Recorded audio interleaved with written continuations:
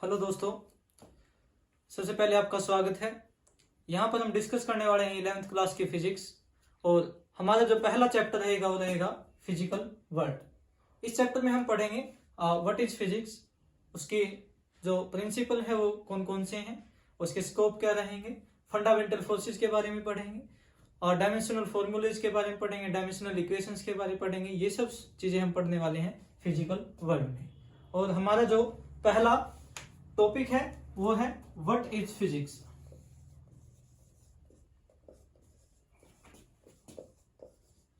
पहला जो टॉपिक रहेगा व्हाट इज फिजिक्स।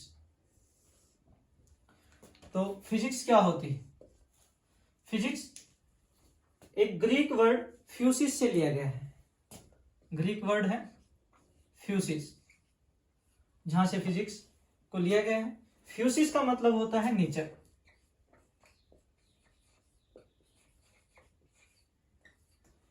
फ्यूसिस का मतलब क्या होता है? Nature.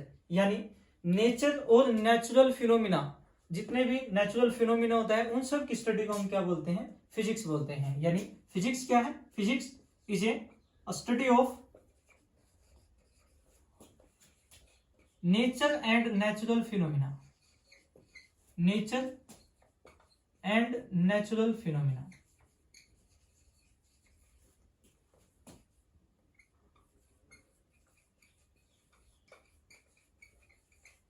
Study of nature and natural phenomena, यानी नेचर के अंदर जितने भी फिनोमिना होते हैं उन सब की स्टडी को हम क्या बोलेंगे? फिजिक्स बोलेंगे। यानी नेचुरल फिनोमिना कौन कौन से होते हैं? जैसे भाई क्लाउड फॉर्मेशन है, अर्थ रोटेट करती है सन के चारों तरफ, सन भी रोटेट करता है, गैलेक्सीज में नए नए स्टार जो बनते हैं, बारिश कैसे होती है, ये सारी की सारी जो नेचुरल फिनोमिनोज हैं ये सारे के सारे हम डिस्कस करने वाले हैं फिजिक्स में।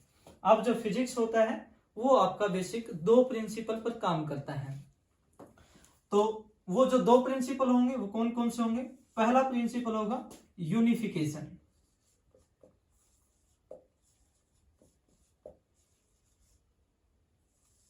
पहला प्रिंसिपल यूनिफिकेशन और दूसरा जो प्रिंसिपल है वो है आपका भी रिडक्शनिज्म।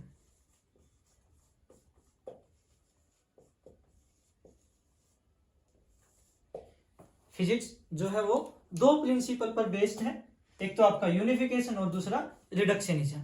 यूनिफिकेशन जैसा कि नाम से ही पता चल जाता है, चीजों को इकट्ठा करना। यहां पर यूनिफिकेशन से मतलब होगा एक लॉ से बहुत सारी चीजों को एक्सप्लेन करना या कुछ कॉन्सेप्ट से बहुत सारी चीजों को एक्सप्लेन करना, उसको बोलते हैं यूनिफिकेशन। फॉर एग्जाम्पल, अगर हम इसके एग्जाम्पल्स की बात करें यूनिफिकेशन की, एक ही लॉ से, जैसे एक लॉ है लॉ ऑफ इलेक्ट्रोमैग्नेटिज्म। अगर लॉ ऑफ इलेक्ट्रोमैग्नेटिज्म की हम बात करें, जिसमें मैक्सवेल्स की कुछ इक्वेशंस हैं 4-5 मैक्सवेल्स इक्वेशन, उनके बेस पर हम बहुत सारे जो फिनोमिनास हैं, बहुत सारे कॉन्सेप्ट्स हैं, उनको एक्सप्लेन कर सकते हैं। जैसे फॉर एग्जांपल हम घरों में इलेक्ट्रिक मोटर यूज करते हैं,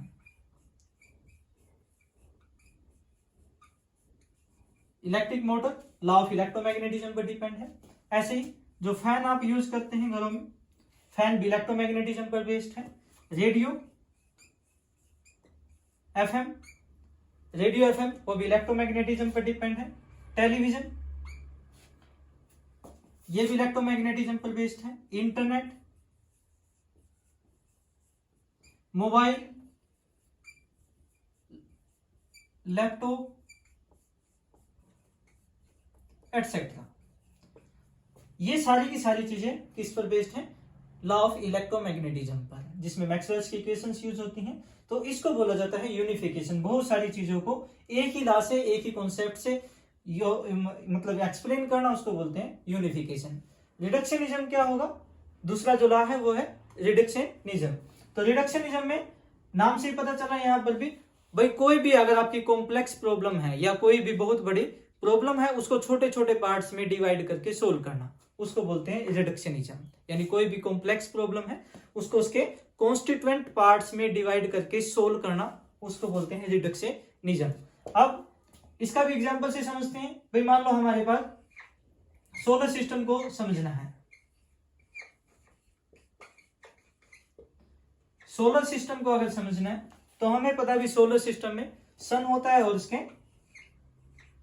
8 प्लैनेट होते हैं, सन एंड इट्स प्लैनेट।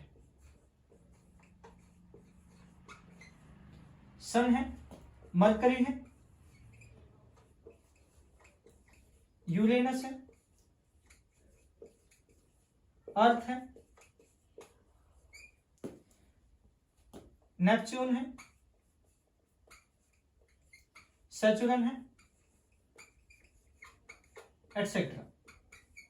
अगर हमें पूरे के पूरे सोलर सिस्टम को समझना है तो हम क्या करेंगे, उसके जो अलग अलग पार्ट्स हैं, जैसे सन है उसकी अलग से स्टडी करेंगे, उसके जो प्लैनेट्स हैं जैसे मरकरी है, यूरेनस है, अर्थ है, नेपच्यून, सैटर्न, एटसेट्रा, इन सब को अलग अलग से स्टडी करना उसको बोला जाता है रिडक्शनिज्म। यानी कोई भी कॉम्प्लेक्स प्रॉब्लम है, बड़ी प्रॉब्लम है, उसको उसके कॉन्स्टिट्यूएंट पार्ट्स में डिवाइड करके सोल्व करना, उसको बोला जाता है रिडक्शनिज्म। यानी फिजिक्स दो प्रिंसिपल पर बेस्ड है, एक यूनिफिकेशन और दूसरा रिडक्शनिज्म। यूनिफिकेशन में एक ही राह से या कुछ कॉन्सेप्ट यूज करके बहुत सारी चीजों को एक्सप्लेन करना, उसको यूनिफिकेशन बोलेंगे। रिडक्शनिज्म कोई भी कॉम्प्लेक्स प्रॉब्लम है उसको उसके कॉन्स्टिट्यूएंट पार्ट्स में डिवाइड करके सोल्व करना, उसको बोला जाता है रिडक्शनिज्म। अब जो फिजिक्स है वो आपकी दो पार्ट्स में डिवाइड है।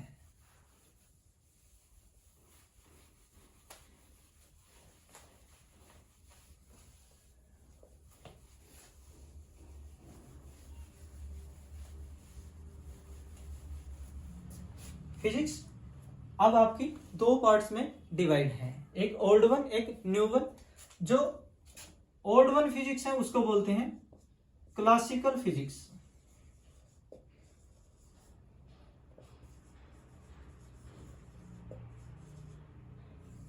Classical physics. और जो न्यू वन है उसको बोला जाता है मॉडर्न फिजिक्स।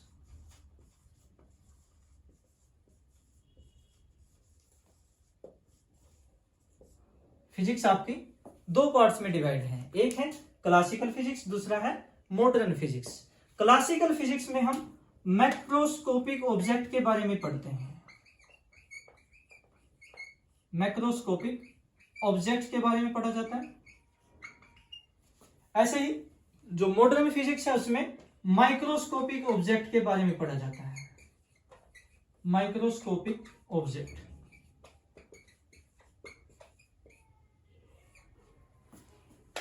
अब मैक्रोस्कोपिक और माइक्रोस्कोपिक ऑब्जेक्ट क्या होते हैं?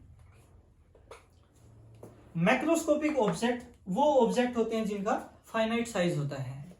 मैक्रोस्कोपिक ऑब्जेक्ट ऐसे ऑब्जेक्ट होंगे जिनका फाइनाइट साइज होगा।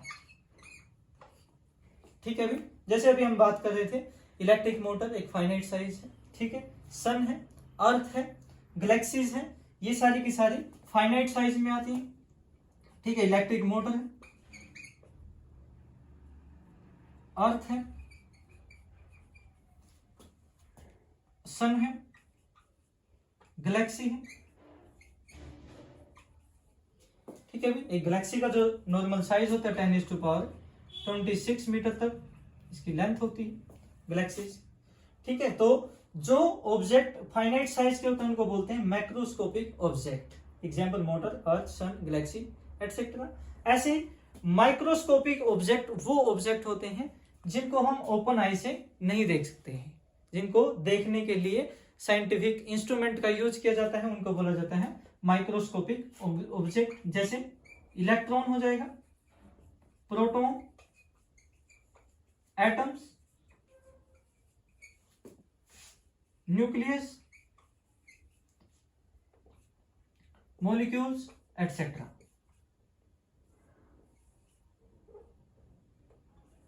मॉलिक्यूल्स।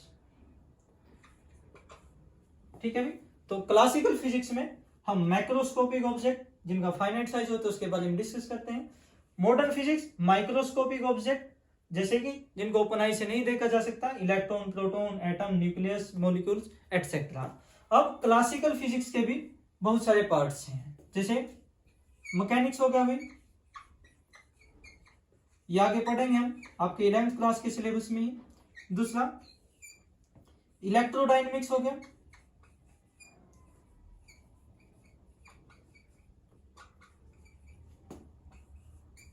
थर्मोडायनेमिक्स हो गया,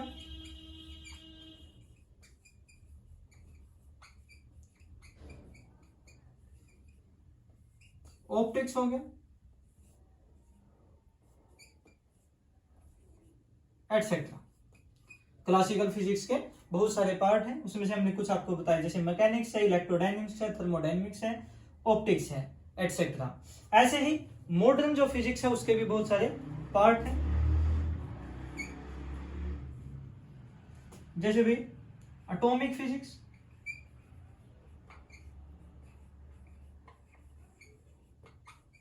एटॉमिक फिजिक्स, दूसरा nuclear physics, molecular physics,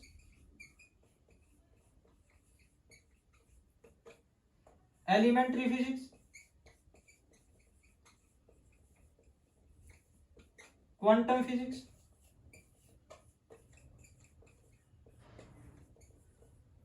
etcetera. ठीक है भाई, मॉडर्न फिजिक्स के भी बहुत सारे पार्ट हैं, atomic physics, nuclear physics, molecular physics, elementary physics और आपकी क्वांटम फिजिक्स। ये मॉडर्न फिजिक्स के पार्ट्स हैं। बहुत सारे पार्ट्स होते हैं, और भी बहुत सारे पार्ट्स हैं, फिलहाल इतना ही याद रखेंगे।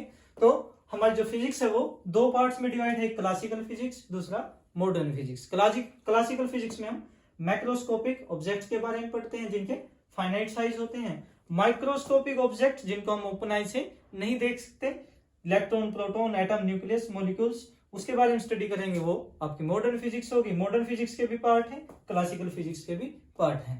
तो इस वीडियो में हमने पढ़ा भाई फिजिक्स क्या होती है, फिजिक्स किन दो प्रिंसिपल पर डिपेंड करती है, और फिजिक्स के कितने पार्ट्स है, दो पार्ट्स में डिवाइड किया गया है। इस तरह से भाई आपकी क्लासिकल फिजिक्स और मॉडर्न फिजिक्स। ठीक है, तो ये था भाई फिजिक्स के बारे में, फिजिक्स क्या होती है और उसके कितने पार्ट्स हैं। ठीक है, अभी के लिए इतना ही, धन्यवाद।